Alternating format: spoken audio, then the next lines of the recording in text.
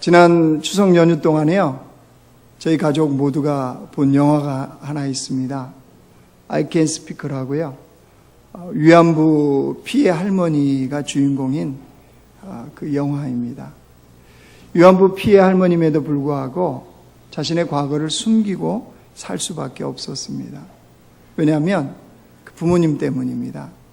부모님이 남동생의, 이 위안부 할머니의 그 남동생의 장례를 위해서 네가 평생을 입을 다물고 살아라 라고 부탁하는 바람에 자신이 위안부 피해자임에도 불구하고 평생을 숨기고 살 수밖에 없었습니다.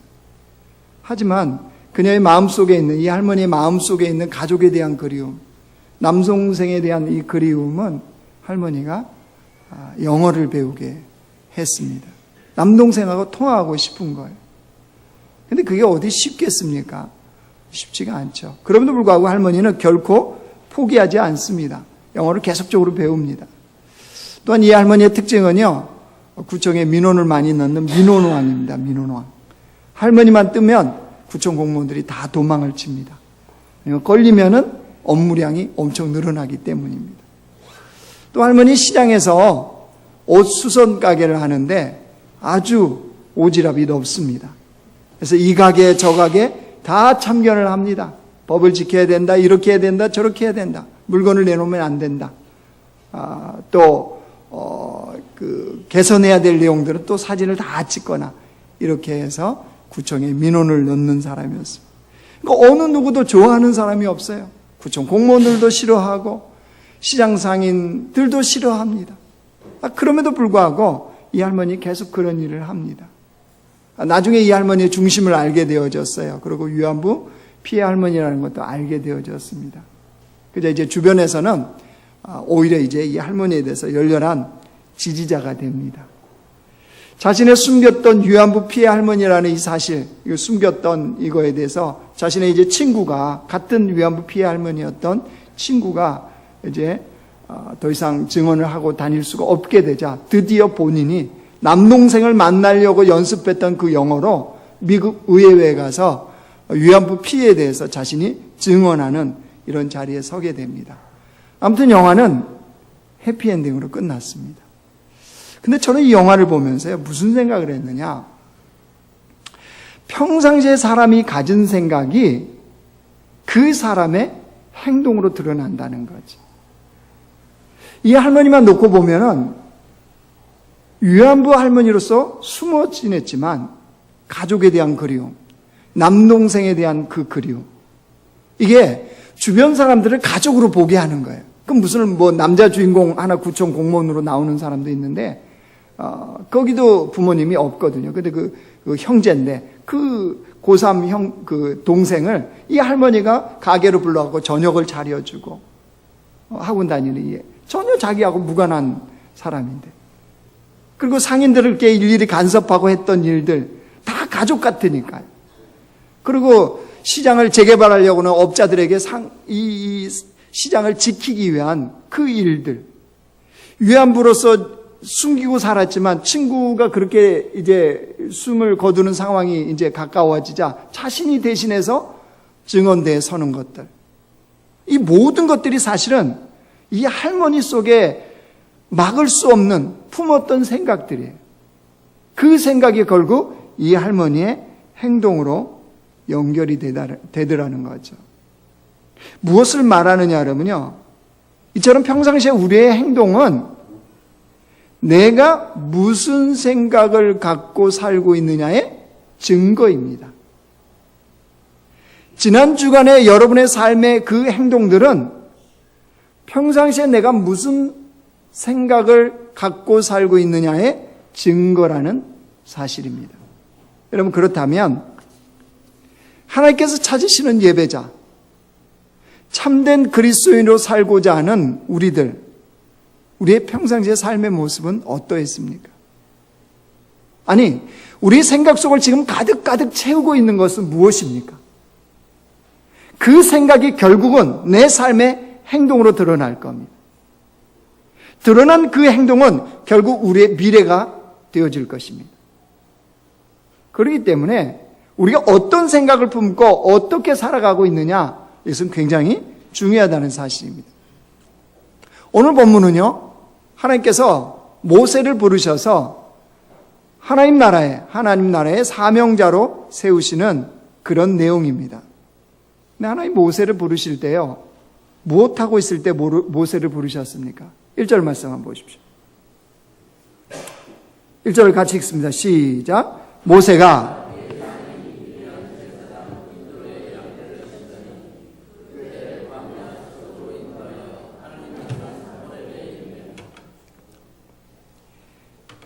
지금 모세의 이때의 나이를 80세라고 이야기를 합니다. 그렇다면 모세는 지금 80세가 되기 40년 동안, 그러니까 40살에서부터 80세까지 지금 뭐 하고 있는 겁니까? 광야로 도망쳐서 장인 이드로의 양떼를 치는 목동의 역할을 하고 있는 거죠. 어떻게 보면 실패자로 지금 모세가 살아가고 있는 것처럼 보입니다. 철저한 실패자. 80세의 노인, 겨우 장인 이드로의 양떼나 관리하는 목동.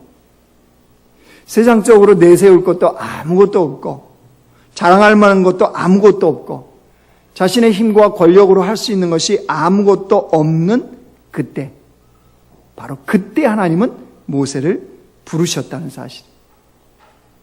여러분, 인간적으로 생각하면 좀 아쉽지 않습니까? 아쉽지 않아요?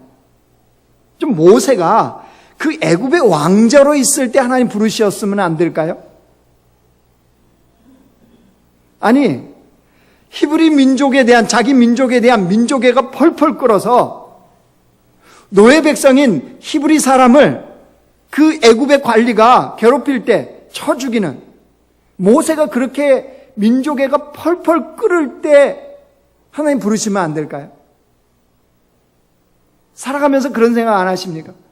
인생에 소위 우리가 생각하기에 좀 잘 나갈 때가 그래도 있었죠. 우리 여집사님들, 그 남편 만나기 전에 좀 잘 나갈 때가 있었나요? 없었나요? 그냥 그 남편 만나게 하는 게 은혜인가요? 못 만났으면 결혼 못 했나요? 좀 하나님 그때 부르시면 안 돼요?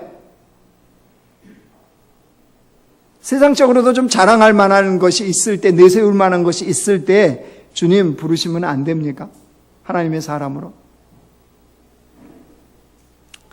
근데 모세는 지금 아무것도 없어요. 환경적으로도 광야예요. 자신의 인생 자체도 광야입니다. 근데 왜 하필이면 이때 부르실까요? 도대체 하나님의 부르심의 기준은 무엇이길래 이때 모세를 하나님의 사람으로 부르셔서 출애굽의 위대한 지도자로 하나님이 세우시는 작업을 하느냐는 말이에요. 모세가 뭐 하고 있었다고요, 지금요? 광야에서 장인의 양떼를 치고 있었습니다. 80세의 나이입니다. 근데 하나님은 그때 부르셨습니다. 뭘 보셨을까요, 하나님? 여러분, 여기서 우리는 중요한 거 하나 깨달을 수가 있습니다. 모세가 그저 평범한 일상의 삶을 살고 있을 때 부르셨습니다.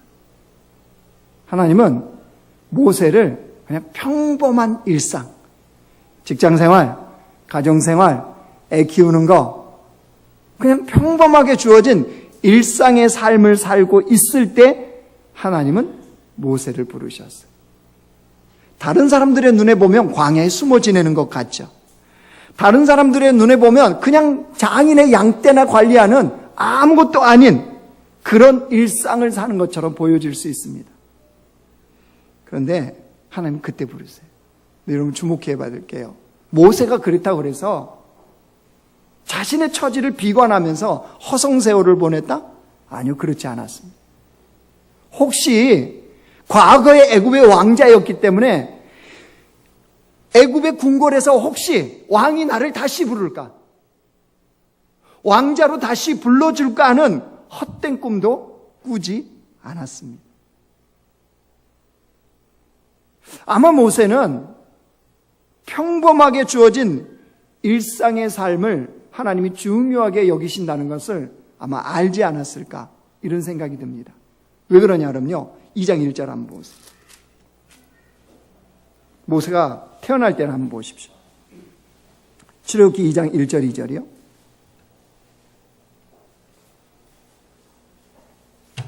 같이 읽어요. 시작. 너희 가족 중 한 사람이 가서 너희 여자에게 장가들어 그 여자가 임신하여 아들을 낳으니 그가 잘생긴 것을 보고 3달 동안 그를 숨겼으나.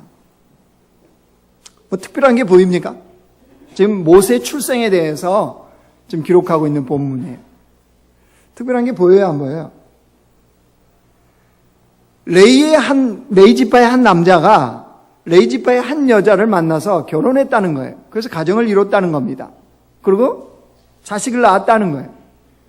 근데 그 자식을 보기에 뭐 했대요? 잘생겼대요.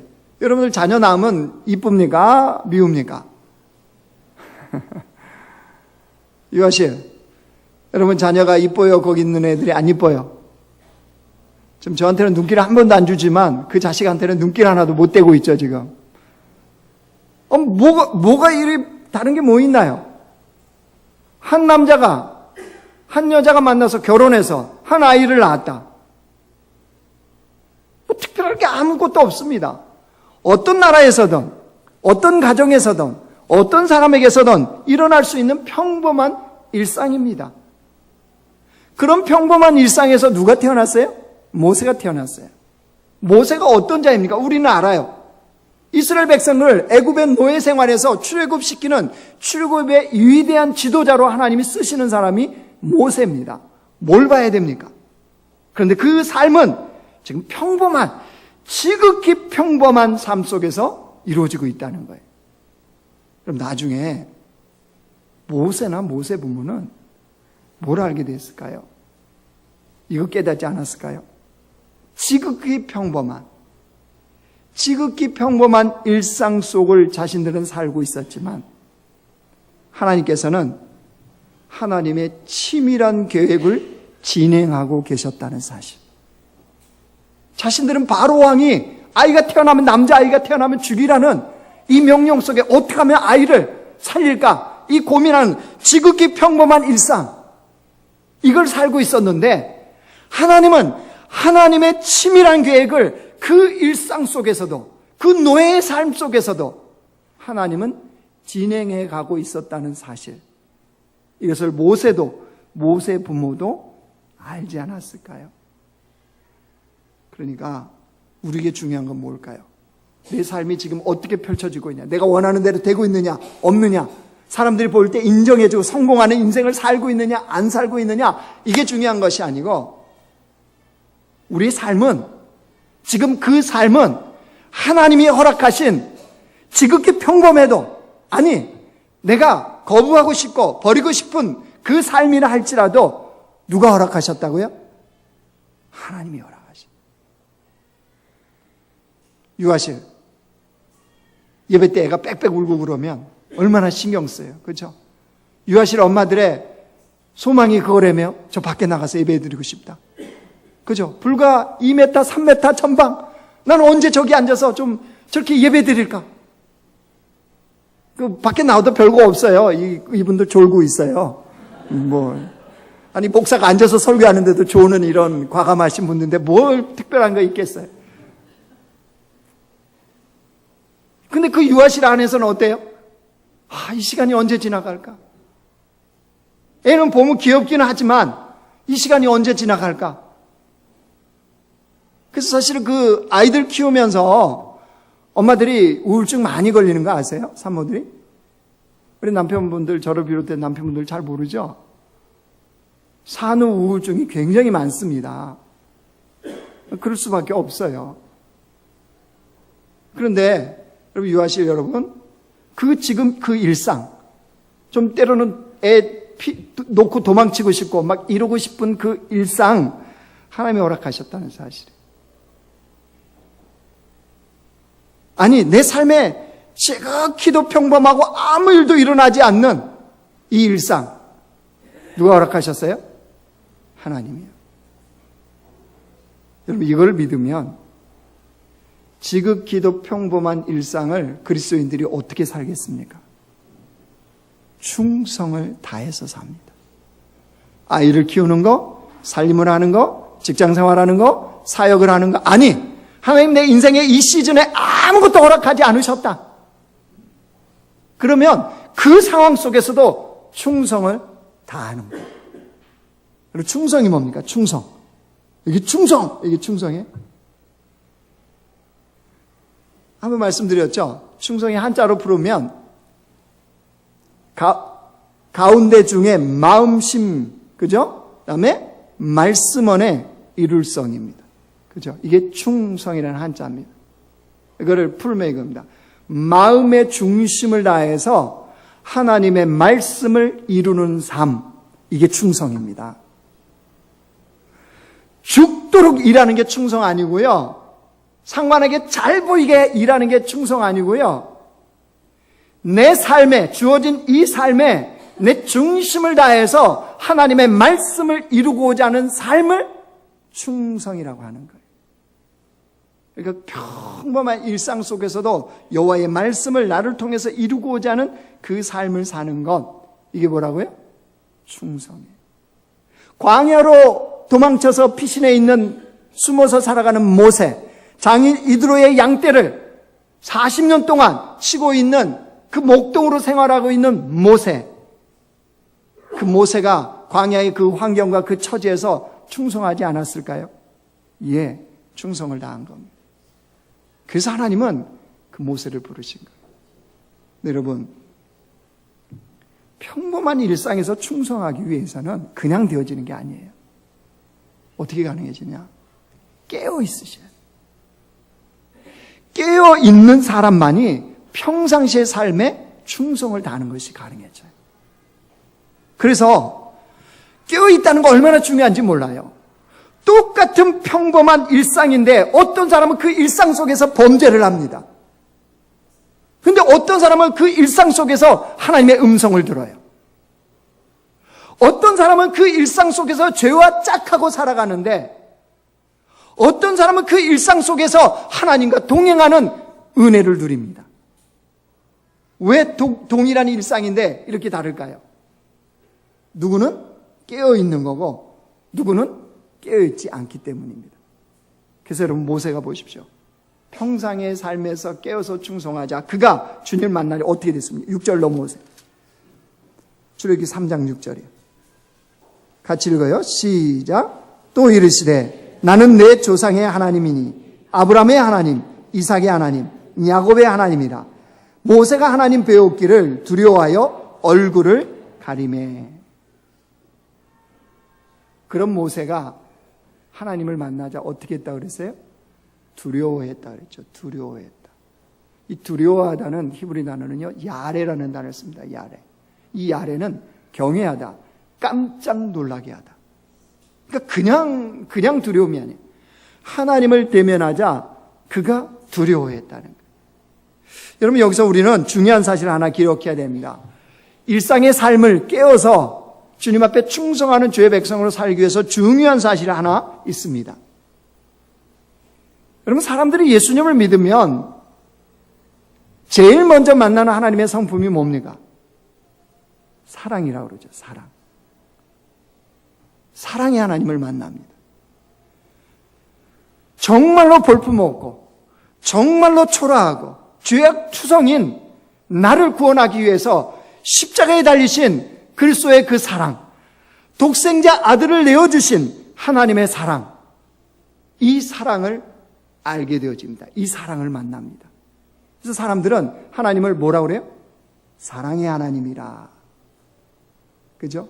그래서 어떤 교회들 가면 강대상 높은데 우리는 높지 않아서 달 수가 없어요. 그렇죠? 뭐라고 글자를 딱 붙여놨어요? 하나님은 사랑이시다. 그죠? 하나님의 본질이에요. 사랑. 하나님의 성품이에요. 자, 그래서 사람들은 하나님 그러면 사랑과 연결합니다. 성남에 가면 샬롬 교회라고 있습니다. 샬롬. 주교 아니고 샬롬. 샬롬 교회가 있는데 거기 김정아 목사님 있습니다. 김정아 목사님. 이분이 누구냐? 탤런트 차인표 씨 아십니까? 신혜라 씨하고 결혼한 근육질의 남자. 연기와 이게 너무나 어색한 남자. 근데 참 신실한 그리스도인. 차인표 씨에게 외국인이 물어봤답니다. 한국에는 자랑스러운 성직자가 있습니까? 라고 차인표 씨한테 묻자 차인표 씨가 주저앉지 않고 말했답니다. 김정아 목사님이 있습니다. 이분이 누구냐? 김정아 목사님은요, 목사 안수를 받고 개척교회니까 힘들지 않습니까? 근데 하나님이 마음에 감동을 주셨어요. 우리 밥상 공동체처럼 지구촌의 아이들을 돕고 싶은 거예요. 컴패션을 통해서. 그래서 이분이 했던 게 뭔지 아십니까? 교회가 3층인가 2층에 있는데 1층 교회 입구 쪽에 구두통을 놓고 지나가는 사람들 아니면 주변의 상가에 있는 사람들의 구두를 닦아주는 겁니다. 그리고 1,000원, 2,000원 받은 것을 모아서 지구촌 아이들에게 후원을 하는 겁니다. 우리 밥상 공동체와 동일한 거. 그걸 했던 분이에요. 그런데 누게릭병이 왔어요. 누게릭병이. 지금은 이분이 움직이는 게 딱 하나 있습니다. 검지손가락. 검지손가락 하나 외에는 움직일 수가 없습니다. 말을 하기는 합니다. 지금도 주일날 강단에서 설교를 합니다. 성도들이 알아듣지를 못합니다. 전혀 못 알아듣습니다. 누구만 알아듣느냐? 같이 사는 그의 아내 사모님만 알아듣습니다. 그래서 지금도 강단에서 이분이 설교하면 사모님이 옆에서 마이크를 들고 통역을 합니다. 통역. 전합니다. 성도들에게. 그렇게 살아가고 있어요. 이분의 이런 고백이 뭔지 아십니까? 자기가 그럼에도 불구하고 여전히 살아가는 이유가 온몸이 어디에도 움직일 수 없는, 무엇 하나 할 수 없는 상황, 누구의 어떤 사람의 도움을 받지 않고는 도저히 살아갈 수 없는 그 상황이지만 자신 안에 바다처럼 출렁이는 마음, 다 안 움직여도 멈출 수 없는 이 안에 바다처럼 출렁이는 마음이 하나 있는데 그게 뭐냐?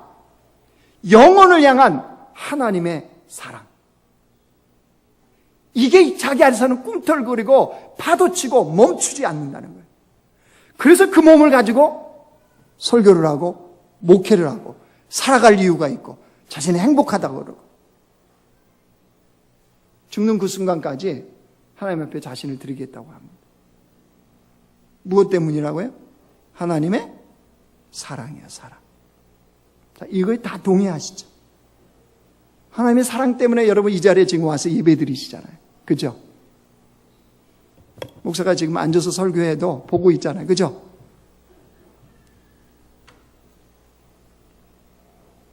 그런데 우리가 곰곰이 생각을 좀 해봐야 될 게 있습니다. 여러분, 신앙생활에 여러분. 우리 그리스도인들이 하나님의 사랑에 대해서는 감격을 해요. 사랑의 하나님을 기억을 해요. 그 주님을 만나요. 또 그렇게 신앙생활을 해요. 그런데 크고 두려우신 공의로 심판하시는 하나님에 대해서는 어떻습니까? 하나님은 사랑이시다. 무한한 사랑을 베풀어 주시고 지금도 사랑하시고 여전히 사랑하시고 영원히 사랑하신다. 이 하나님을 믿습니다. 그리고 살아갑니다. 신앙생활합니다. 그 주님을 바라봅니다. 그런데 한국교회와 한국교회 그리스도인들은 크시고 두려우신 하나님, 공의로 심판하시는 하나님에 대해서는 어떤가요? 죄에 대해서 진노하시고 엄하게 심판하시는 무서운 하나님, 이 하나님에 대해서는 어떻게 하고 있습니까? 여러분, 상실한 시대 아닙니까? 교회가 하나님을 두려워합니까? 이 시대 그리스도인들이 하나님을 두려워하나요? 그러니까 어떤 일이 벌어지죠? 내게 주어진 이 평범한 일상을 무시합니다. 내가 피하고 싶은 이 일상을 그냥 무시합니다. 평상시의 삶에 하나님이 안 계시는 것처럼, 안 보시는 것처럼 행동을 합니다. 하나님에 대해서 두려움을 상실한 이 시대, 어떤 일이 벌어집니까? 제가 모 방송국에서 하는 제보자들인가, 이걸 인터넷에서 우연히 봤다가 경악을 했습니다. 그런 얼굴이 부끄러웠습니다. 뜨거워졌습니다. 왜냐하면 주인공이 누구냐? 목사이기 때문입니다. 인천의 모교에 있는 목사입니다. 이 목사 때문에 한 가정이 깨어졌습니다. 말로 표현할 수 없는,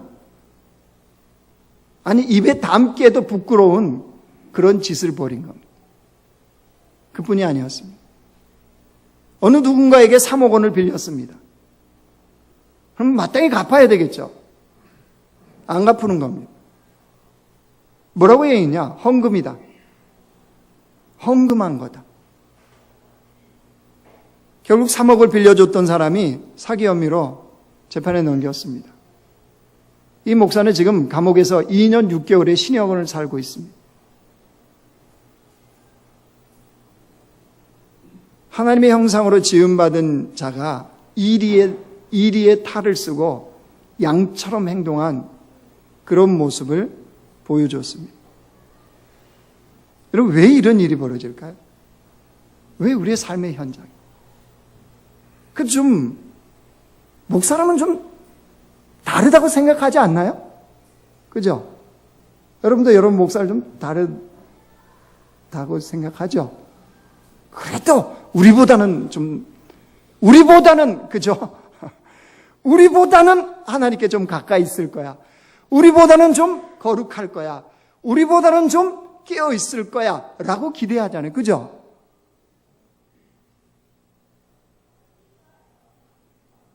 제가 지난 한 주 병원에 있었잖아요. 병원에 있으면 목사가 뭐 할까요? 게임 할까요? 뭐 했겠습니까?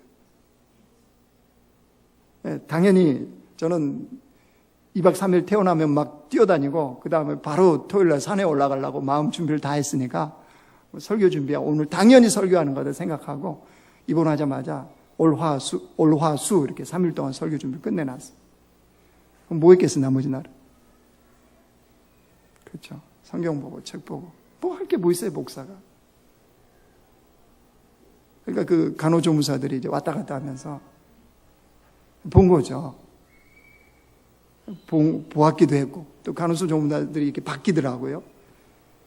바뀌는데 이제 제 목소리가 좀 그렇잖아요. 그죠? 듣기에 참 좋잖아요. 가수로 데뷔했어도 잘. 한 분이 교회 다니시는 분인가 봐요. 간호조무사분. 그날 처음 봤어요. 바뀌었으니까. 혹시 목사님이시냐고. 그래서 아니 왜 그러시냐고 그랬더니 목소리가 자기 교회 목사님 목소리하고 비슷하대요. 그리고 이게 뭐 별로 안 좋은 목소리라는 거잖아요. 제가 그랬습니다. 어젯밤에 제가 코를 좀 많이 골아서요. 그렇게 이게 변명을 했지만, 뭐예요? 아니, 그래도 목사하면 좀 다르다네. 그분도 뭐, 다른 측면에서 물어봤겠어요. 그죠? 그래야 되잖아요. 근데 왜 이런 모습이 드러나요? 여러분, 과연 이 목사가 자신의 그 목회의 삶의 현장에서 살아계신 하나님, 모든 걸 일투족을 다 보고 계시는 그 주님에 대한 두려움이 조금이라도 있었겠습니까? 범죄하고 싶은 그 순간에 하나님 앞에서의 그 삶이라는 것을 조금이라도 생각했다면 세상 사람도 버리지 않는 그 짓거리를 그것도 교회 안에서 목사라는 사람이 행할 수 있을까요? 그 순간만큼은 어떻게 돼버린 거예요? 주님에 대한 두려움이 없는 거죠. 여러분, 그 가정이 파괴된 그 집에 남자분 남편이요. 그 교회 집사예요, 집사. 오랫동안 충성을 다해서 섬겼던 집사입니다. 그 집사님이 유일한 소망이 하나 있어요. 그 뭐냐면 그 목사가 자기한테 미안하다, 용서해달라 한마디 듣고 싶다는. 그게 그렇게도 하기도 힘드냐고. 자기 가정은 이미 깨졌어요. 근데 안 해요. 하나님의 기적이라는 거. 여러분, 범죄한 후에 하나님이 얼마만큼 그 마음속에 용서하고 회개하고 돌이킬 수 있는 그 마음을 주셨겠습니까? 근데 이걸 뭐예요? 무시하는 거죠. 왜? 오래 참으시는 그 하나님, 오직 사랑의 하나님, 크고 두려우신 하나님에 대한 이 마음이, 이 양심이 전혀 없는 거죠. 여러분, 비단 이것이 이 시대에 그 목사에게만 있겠습니까? 저는 이 이야기를 듣고 정말 쓴웃음을 짓고 세상이 정말 이렇구나, 이런 생각하게 됐습니다. 무슨 말이냐 그러면, 세상 여자분들 잘 들으세요. 여자분들이 그런다며요. 밥 먹고 차 마시면서 농담처럼 하는 이야기가, 남편 외에 애인이 없으면 육급장애인이다. 다시 말씀을 못 알아들으시는 우리 역시 우리 교회 성도들은 거룩하고 주님의 거룩한 신부들 같으셔서 모르는군요. 남편 외에 애인이 없으면 육급장애인이다 라고 하면서 웃는답니다. 서로. 자기가 애인이 없으면 부끄러워서 말을 못한답니다.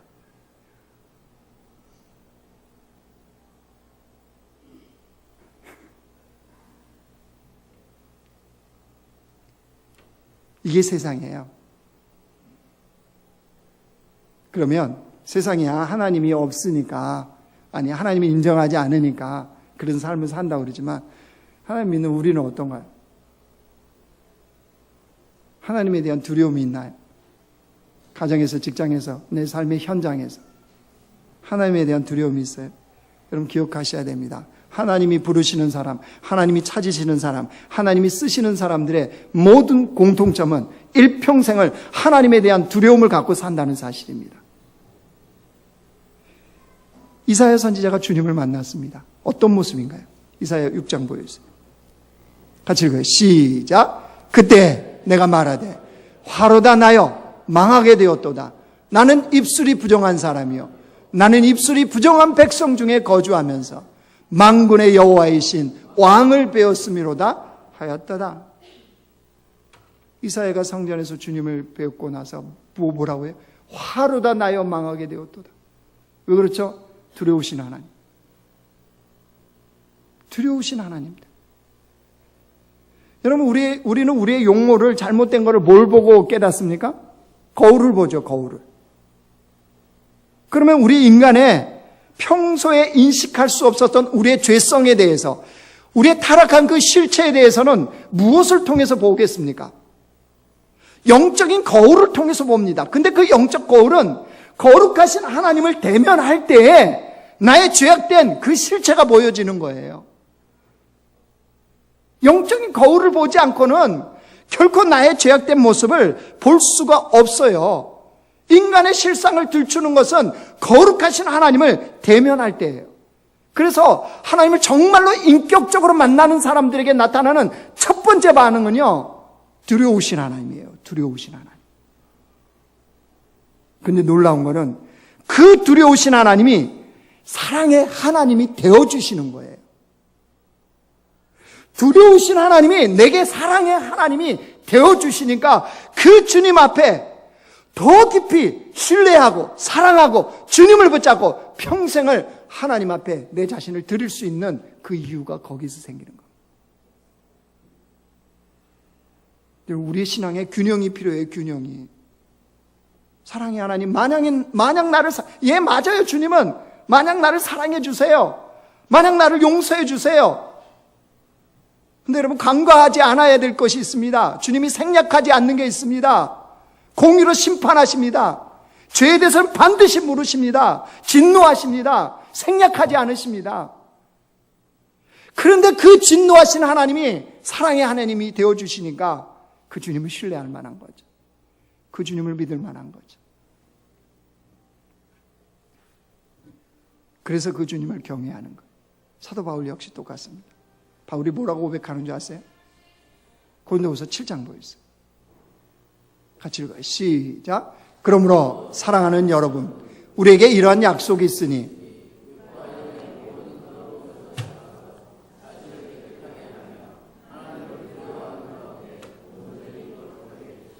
이게 새 번역입니다. 새 번역으로 해놓은 건데요. 자신을 깨끗하게 하며 온전히 거룩하게 한다. 무엇 때문에 그렇다는 거예요?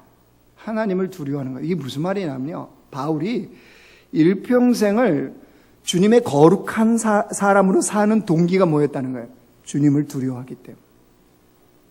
바울이 일평생을 하나님과 온전한 관계 속에서 살아갈 수 있던 이유가 어디에 있었다는 거예요? 주님을 두려워하기 때문에.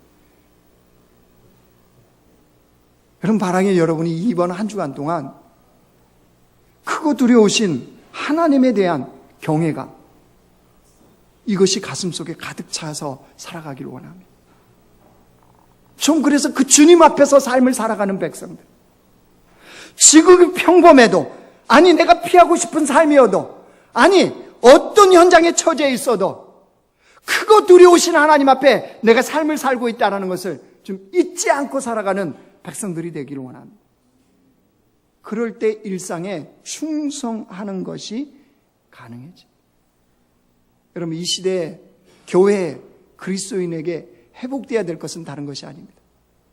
하나님으로부터 받는 어떤 성공의 축복, 어떤 내가 원하는 꿈과 비전을 이루어가는 이 축복이 아닙니다. 우리가 진정으로 회복되어야 될 것은 공의로 심판하시는 하나님에 대한 두려움이 있어야 됩니다. 그래서 누구도 다 아는데, 세상 사람도 다 그렇게 살아가는데, 아니요, 우리는 하나님 때문에 결코 그렇게 살 수가 없습니다. 남들 다 그렇게 하는데, 뭐 세상이 그렇게 되는데, 아니요, 우리는 우리를 지켜보시는 하나님을 두려워하기 때문에 결코 그렇게 살아갈 수가 없습니다. 내 형편과 처지가 그런데 어쩔 수 없는데, 아니요, 우리는 하나님 때문에 결코 그렇게 살아서는 안 되는 백성들입니다. 그럼 세상이 오탁하고 세상이 다 그렇게 살아가도 우리는 하나님을 믿는 백성, 하나님을 두려워하는 백성이기 때문에 결코 그렇게 살아서는 안 되는 백성들입니다. 여러분, 일상의 삶에 충성하기를 원합니다.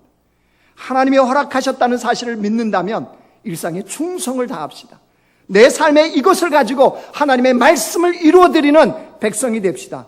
그러기 위해서는 깨어 있어야 되는데, 깨어 있으면 하나님을 두려워할 때입니다. 우리의 삶의 모든 일상 속에서 주님을 두려워합시다. 그래서 거룩한 주의 백성으로, 순결한 주의 백성으로 우리가 일평생을 달려갑시다. 주님 오시는 그날까지 하나님 보시기에 거룩한 백성, 하나님 보시기에 순결한 백성, 하나님 보실 때 거룩한 교회, 순결한 교회로 우리가 그 길을 달려가는 하나님의 백성들 되시길 주님의 이름으로 축원합니다.